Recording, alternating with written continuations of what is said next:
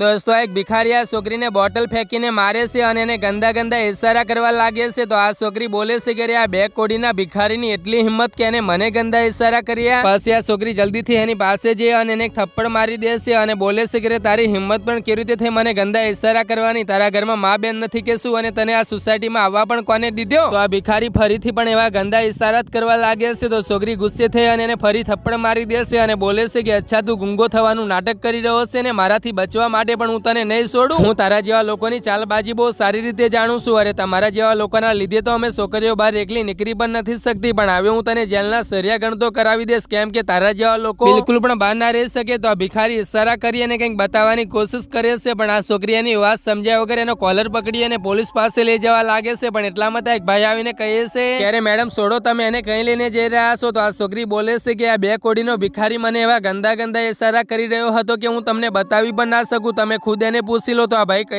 છે કે અરે મેડમ એ શું બતાવશે, એ બોલી જ નથી શકતો। તો છોકરી કહે છે કે મારી સામું નાટક કરી રહ્યો છે, કેમ કે હું એની પર પોલીસ કેસ ના કરું। તો આ ભાઈ કહે છે કે અરે મેડમ હવે તમે બોલી રહ્યા હોય તો મને પણ બોલવા દો, હું તમને બતાવું છું કે એને આવા ગંદા ગંદા ઇશારા તમને કેમ કર્યા। પણ હવે તો અગર આ ભાઈ જે સચ્ચાઈ બતાવીએ જાણતા પહેલા એ અંબે માતા જે પણ કોઈ આજે આ વિડીયો પર એક લાઈક કરીને ચેનલને સબસ્ક્રાઇબ કરીને ઘરમાં કોઈ દિવસે ધનની કમી ના રહેવા દેતા અને કોમેન્ટની અંદર જય માતાજી જરૂર લખી દે। પછી આ ભાઈ કહે છે કે મેડમ તમે એકવાર પહેલા તમારું પર્સ ચેક કરો। તો આ છોકરી એનું પર્સ ચેક કરે છે તો પર્સમાં એના પૈસા નથી હોતા। તો આ ભાઈ પછી બતાવે છે કે મેડમ જ્યારે તમે ફોન ઉપર વાત કરી રહ્યા હતા ને ત્યારે એક ચોર તમારા પર્સમાંથી પૈસા ચોરી કરી અને ભાગી રહ્યો હતો અને એ બધું આ ભિખારીએ જોઈ લીધું હતું, એટલે એ તમને ઇશારા કરી અને બતાવવાની કોશિશ કરી રહ્યો હતો, કેમ કે આ બચારો બોલી નથી શકતો। પછી સચ્ચાઈ જાણ્યા પછી આ છોકરી આ ભિખારીની માફી માંગવા લાગે છે।